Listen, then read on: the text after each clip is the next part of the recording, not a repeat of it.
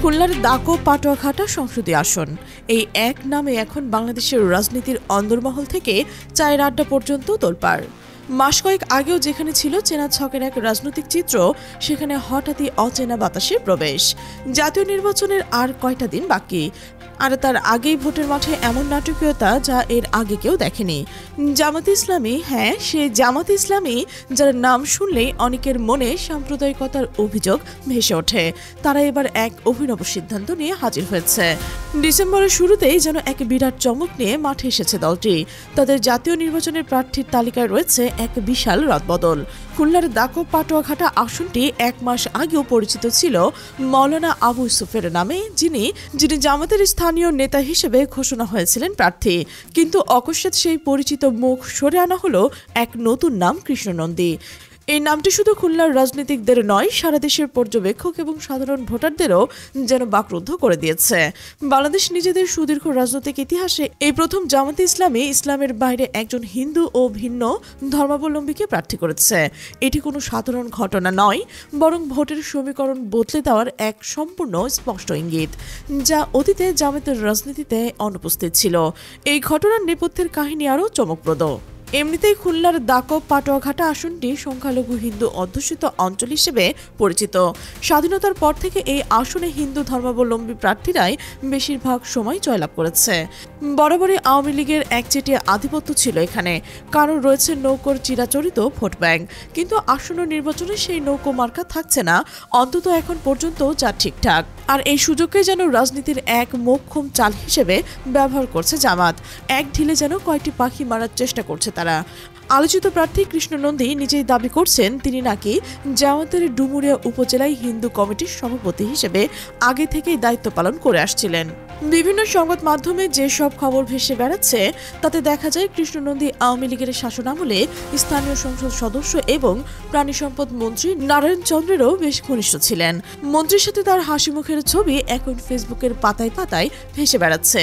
শুধু তাই নয়, পাশের আসন ডুমুরিয়া এবং ফুলতলার প্রার্থী হয়েছেন জামাতের প্রভাবশালী নেতা মিয়া গোলাম পরোয়ার, যিনি জামাতের সেক্রেটারি জেনারেলও। গত এক বছর ধরে তার বিভিন্ন জনসভায় কৃষ্ণ নন্দীকে দেখা গেছে। এসব সমাবেশে হিন্দু ধর্মাবলম্বী নারী পুরুষরাও ছিলেন সরব। এ থেকেই বোঝা যায় কৃষ্ণ নন্দীর নিজ সম্প্রদায়ের ওপর এক ধরনের প্রভাব রয়েছে, যা জামাত কাজে লাগাতে চাইছে। জামাতের এই সিদ্ধান্তের পেছনে কি যুক্তি? দলটির সেক্রেটারি জেনারেল মিয়া গোলাম পরোয়ারের এক সাক্ষাৎকারে জানিয়েছেন, বিভিন্ন ধর্মের প্রতিনিধিরা যার যার সম্প্রদায়কে প্রতিনিধিত্ব করার জন্য সংসদে যাবেন। সেজন্য যেসব দল রাষ্ট্রের দায়িত্ব নিতে চায় তাদের দলে সব সম্প্রদায়ের মানুষ থাকতে পারে। তিনি আরো বলছেন, জামাত সব ধর্মের লোকদের বিষয়ে সচেতন, সময় চাহিদা ও জন আকাঙ্ক্ষাকে গুরুত্ব দিয়ে প্রার্থী দেওয়ার ক্ষেত্রে জামাত ইসলামী কিছু বিষয়কে বিবেচনা করছে। খুলনার এই দাকো পাটুয়াঘাটা আসনে একজন হিন্দু ধর্মাবলম্বী প্রার্থী করার মাধ্যমে যেমন আলাদাভাবে এই আসনের সংখ্যাগরিষ্ঠ মানুষদের ভোটের কথা চিন্তা করা হয়েছে, তেমনি দেশ জুড়ে আছে এই সিদ্ধান্তের পেছনে একটি বৃহত্তর প্রেক্ষাপট। বস্তুত দেশের ভোট রাজনীতিতে সংখ্যালঘু ভোট অত্যন্ত গুরুত্বপূর্ণ। মোট ভোটারের প্রায় 10% সংখ্যালঘু, যা ভোটের অঙ্ক নেহাত কম নয়। স্বাধীনতার পর থেকে এসব ভোট বারবারই আওয়ামী লীগের রিজার্ভ এবং তাদের ট্রাম্প কার্ড হিসেবে পরিচিত। কোনো রাজনৈতিক দলই, এমনকি বিএনপিও এই ভোটে ভাগ বসাতে পারেনি। দেশের সংখ্যালঘু ভোট একচেটিয়া পেয়ে আসছে আওয়ামী লীগ। কিন্তু 11 আগস্টের গণ আন্দোলনে আওয়ামী লীগ সরকারের বিরুদ্ধে বহু সংখ্যালঘু সম্প্রদায়ের মানুষকে অংশগ্রহণ করতে দেখা গেছে। এরপর শেখ হাসিনার পুত্র সজীব ওয়াজেদ জয় এক সাক্ষাৎকারে বলেছেন, তখন সংখ্যালঘুরাও সরকারের পাশে এসে দাঁড়ায়নি। ফলে ভোট রাজনীতিতে পরিস্থিতির যে পরিবর্তন ঘটেছে তা এসব ঘটনা থেকে কিছুটা আঁচ করা যায়।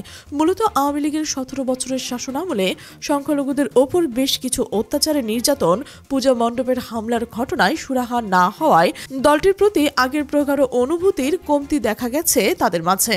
আর এটিকে এক সুবর্ণ সুযোগ হিসেবে লুফিয়ে নিতে চায় জামাত ইসলামী। এবার যেহেতু নির্বাচনে নৌকো মার্কা থাকছে না, তাই সংখ্যালঘু ভোটারকেই পাখির চোখ যোগ করছে জামাত। একে একটি বিশাল সুযোগ হিসেবেও দেখছে দলটি। বাংলাদেশের রাজনীতিতে নিজেদের সাম্প্রদায়িক দল অপবাদ ঘোচাতে হিন্দু সহ অন্যান্য সংখ্যালঘু গোষ্ঠীর ভোট তাদের জন্য অপরিহার্য, যার স্পষ্ট ইঙ্গিত পাওয়া যায় দলটির নেতা ইহসানুল মাহবুব জুবাইরের কথায়। তিনি বলেছেন, 2008 সালে যখন গণপ্রতিনিধিত্ব অধ্যাদেশ হয় তখন প্রায় বেশিরভাগই দলই তাদের গণতন্ত্রের পরিবর্তন করছে। এর আলোকেও জামাতে ইসলামীও গঠনতন্ত্রের পরিবর্তন করছে। সেখানে অন্যান্য ধর্মের লোকেরাও জামাতের ইসলামকে সমর্থন করতে পারে, সদস্য হতে পারে, সেই সুবর্ণ সুযোগ রয়েছে। এর আলোকে আমরা বিভিন্ন ধর্মের যারা আছেন তাদের সাথে আমাদের অ্যাকোমোডেট করছি। অর্থাৎ জামাত ইসলামের নীতি পরিবর্তন করে একটি উদার ও নৈতিক দলে পরিণত হওয়ার প্রয়াস হিসেবেই সংখ্যালঘু ব্যক্তিদের প্রার্থী করা হচ্ছে। বিশ্লেষকরা একে জামাত ইসলামের ভোট ব্যাংক রাজনীতি এবং খোলস পরিবর্তনের প্রয়াস হিসেবেই দেখছেন। এই ফর্মুলায় যে ভালোভাবে কাজ করছে তা প্রমাণ হিসেবে ডাকসু নির্বাচনে উল্লেখ করা হয়েছে। সেখানে ছাত্র শিবির প্যানেলের প্রার্থী হিসেবে সর্বমিত্র চাকমা প্রার্থী হওয়া এবং তার জয়লাভের নতুন সম্ভাবনার সুযোগ তৈরি রয়েছে। এটি ইসলামী ছাত্র শিবিরের ভাবমূর্তি নতুন করে তৈরিতে ভূমিকা রাখছে বলে মনে করছেন জামাত ইসলামের সংশ্লিষ্টরা। জানা গেছে এরকম আরও কয়েকটি আসনে পরিবর্তন করে সংখ্যালঘু প্রার্থী দিতে পারে জামাত। এর মাধ্যমে আলোচিত হচ্ছে কিশোরগঞ্জ 4 ইটনা মিঠাই মইন অষ্টগ্রামের নাম। জামাতের সূত্র বলছে আরও কয়েকটি আসনে প্রার্থী পরিবর্তনের আলোচনা চলছে। অন্তত একটি আসনে হিন্দু ধর্মাবলম্বী প্রার্থী প্রায় চূড়ান্ত পর্যায়ে রয়েছে। এই আলোচিত আসনে জামাতের বর্তমান প্রার্থী সাবেক রাষ্ট্রপতি আব্দুল হামিদের শালক ও অবসরপ্রাপ্ত অধ্যাপক ডক্টর জাহিদ খান। সেই আসনে তাকে পরিবর্তন করে একজন সংখ্যালঘুকে প্রার্থী করা যেতে পারে। সেখানে বিএনপির প্রার্থী দলের চেয়ারপারসন উপদেষ্টা ফজলুর রহমান, যার দলীয় পদ বর্তমানে স্থগিত রয়েছে। এমন নানাভাবে জামাত ইসলামী সংখ্যালঘু ভোটারদের মন পাওয়ার চেষ্টা করছে এবং এলাকার হিন্দু ধর্মাবলম্বীদের নিয়ে জামাতের সনাতনী কমিটি গঠন করা হয়েছে। সনাতন ধর্মাবলম্বীদের কারো কারো এরকম জামাতে যোগ দেওয়ার কারণ হিসেবে অনেকেই নিরাপত্তার আশ্বাসের কথা জানিয়েছেন। এমনকি অনেকে সংখ্যালঘুকে আর্থিকভাবে সাহায্য করছেন জামাতে ইসলামী, এমন তথ্য পাওয়া যাচ্ছে সারা দেশ থেকে। বিশ্লেষকরা জামাতের রাজনীতির এই পাক বদলকে ইতিবাচক হিসেবেই দেখছেন। তারা বলছেন জামাত তাদের রাজনীতির সংস্কৃতিতে একটি উদার নৈতিক ধারা তৈরির চেষ্টা করছে, যার গভীর তাৎপর্য রয়েছে। তবে এর ফলাফল ভবিষ্যতের হাতেই ছেড়ে দিতে চায় তারা। এই আলোচনা যখন চলছে ঠিক তখনই দেশের রাজনৈতিক মহলে আরও একটি খবর ঝড় তুলেছে, যা সাধারণ মানুষের কাছে এখনো পুরোপুরি পৌঁছায়নি। এই খবরটি এতটাই চাঞ্চল্যকর যে অনেকেই প্রথমে বিশ্বাস করতে চাননি, কিন্তু একাধিক সূত্র থেকে নিশ্চিত হওয়া গেছে যে জামাতে ইসলামী তাদের পূর্ব ঘোষিত প্রার্থীর তালিকা থেকে প্রায় 100 জন প্রার্থীকে বাদ দিতে যাচ্ছে। হ্যাঁ, ঠিকই শুনেছেন, প্রায় 100 জন। কোথাও কোথাও এই সংখ্যা 120 পর্যন্ত করাতে পারে বলেই জানা যাচ্ছে। প্রশ্ন হলো, কেন, কি এমন ঘটলো যে এত বড় একটি রাজনৈতিক দল, যারা এই মুহূর্তে বাংলাদেশের সবচেয়ে রাজনৈতিক শক্তিশালী দল, তারা নিজেদের এরকম আসন ছেড়ে দিচ্ছেন? উত্তরটা খুঁজতে গেলে আমাদের একটু গভীরে যেতে হবে। রাজনীতির খেলাটা আসলে দাবার চালের মতো, এখানে প্রতিটি চাল হিসাব করে দিতে হয়।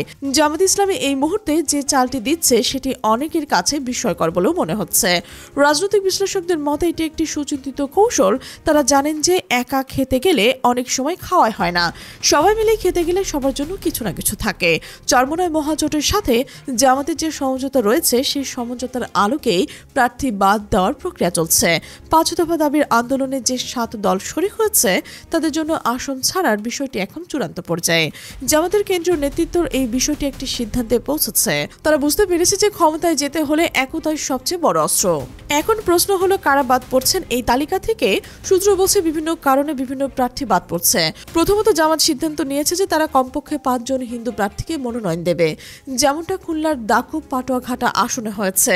এটি একটি অভূতপূর্ব সিদ্ধান্ত। জামাতের মতো একটি ইসলামপন্থী দল যখন সংখ্যালঘু সম্প্রদায়ের প্রতিনিধিত্ব নিশ্চিত করতে এগিয়ে আসে তখন বুঝতে হবে রাজনীতির চিত্র বদলে গেছে।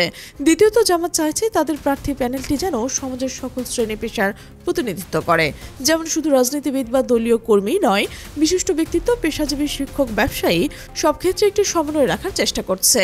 এই ইনক্লুসিভ অ্যাপ্রোচ নিতে গিয়ে কিছু চলমান প্রার্থীকে বাদ দিতে হচ্ছে। তৃতীয়ত, বিএনপির বিদ্রোহী প্রার্থীর সাথে সমন্বয়ের বিষয়টি এখানে গুরুত্বপূর্ণ।